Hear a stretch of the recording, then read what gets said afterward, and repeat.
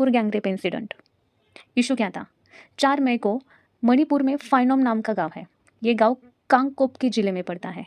इस जिले में मोस्टली मैतेई नाम की कम्युनिटी और कुकू नाम की कम्युनिटी रहती है। इशू ये था कि जो मैतेई नाम की कम्युनिटी है उनको एसटी का दर्जा चाहिए था, और जो कुकू नाम की कम्युनिटी है वो चाहते थे कि उनको एसटी का दर्जा ना मिले।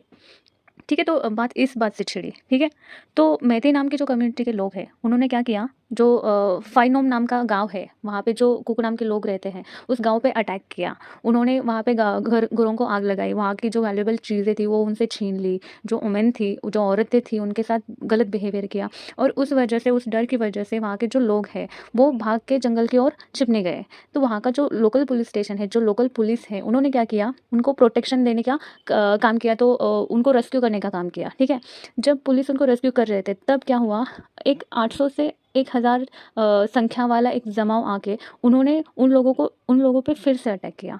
और वहाँ उस जो 4-5 लोगों का जो ग्रुप था उनमें जो 2 औरतें थी उनको नेकेड किया और उनसे परेड करवाया। ठीक है, तो ये सुन के भी मतलब बहुत एक दर्दनाक और दिल दहलाने वाली घटना हमें नज़र आती है। ठीक है, तो वहाँ पे मणिपुर गवर्नमेंट ने 4 मई से इंटरनेट बंद किया था, और अभी उन्होंने शुरू किया है, तो हमें वो वीडियोज़ जो है वो अभी वायरल हो रहे हैं और वो हमें अभी दिखाई दे रहे हैं। ठीक है, तो इश्यू जो है उसका इम्पैक्ट क्या हो सकता है, ठीक है, तो वो हम देखते हैं। तो फिर से हम बोल सकते हैं कि लॉ एंड ऑर्डर पे क्वेश्चन तैयार होता है।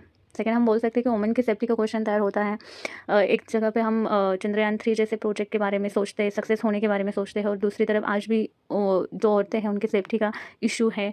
ठीक है, थर्ड, हम बोल सकते हैं कि कम्युनिटी टेंशन क्रिएट हो सकता है। बहुत बार हमें ऐसे दिखाई देता है कि जो बहुसंख्यक लोग हैं वो माइनॉरिटी लोगों पे हर वे से, मतलब अलग अलग वे से उन पे डोमिनेंस दिखाई देते हैं। ठीक है, तो वो उसी का एक एग्जांपल हम बोल सकते हैं।